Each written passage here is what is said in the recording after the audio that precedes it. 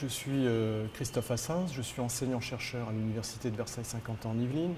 J'ai été formé pendant une quinzaine d'années à l'Université de Paris-Dauphine en management stratégique. Et mon domaine de compétence, mon domaine de recherche, c'est plus particulièrement l'organisation en réseau.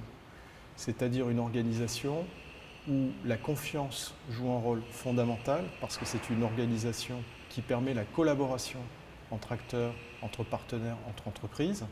Et donc, de ce point de vue, j'ai travaillé depuis 20 ans en recherche sur ce sujet, à une époque où Internet n'existait pas, où on ne parlait pas de réseaux sociaux, où on ne parlait pas de Twitter, de Facebook.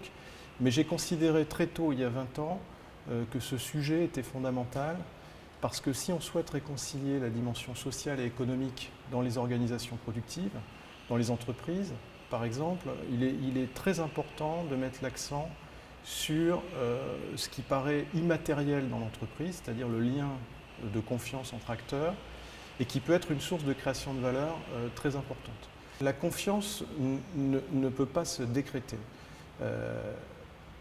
C'est un enjeu stratégique fondamental aujourd'hui dans les entreprises. On sait que l'avenir des entreprises, et notamment des entreprises des pays industrialisés les plus riches, ce n'est pas lié aux ressources naturelles, à la monnaie, aux ressources, je dirais, en effectifs, etc. L'enjeu fondamental pour les grandes entreprises dans les pays industrialisés par rapport à la compétition de la Chine ou de l'Inde, etc., c'est la capacité d'innovation, et notamment la capacité d'innovation technologique.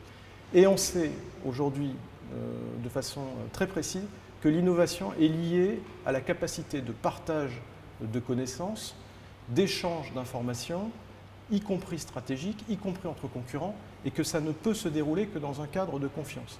Donc il y a un paradoxe énorme dans beaucoup d'entreprises aujourd'hui, dans beaucoup de grandes entreprises, c'est comment on est capable de concilier la logique hiérarchique, les attentes des actionnaires, donc la gouvernance traditionnelle de l'entreprise, avec la mise en réseau des acteurs et le partage de confiance.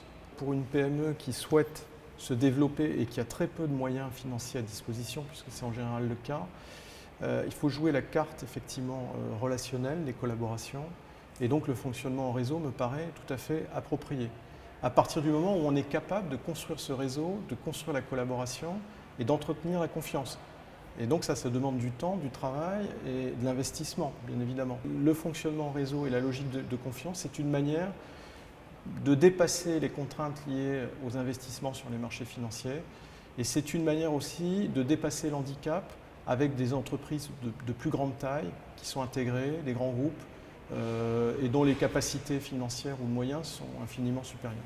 Je dirais que plus on commence à introduire de garde-fous, de logique institutionnelle, plus on commence à normer ou encadrer la confiance, et plus elle perd un petit peu de son sel. Donc la confiance, finalement, je dirais que c'est ce qui reste quand tout a disparu. C'est un peu comme la culture, c'est ce qui reste en mémoire quand on a oublié tout le reste.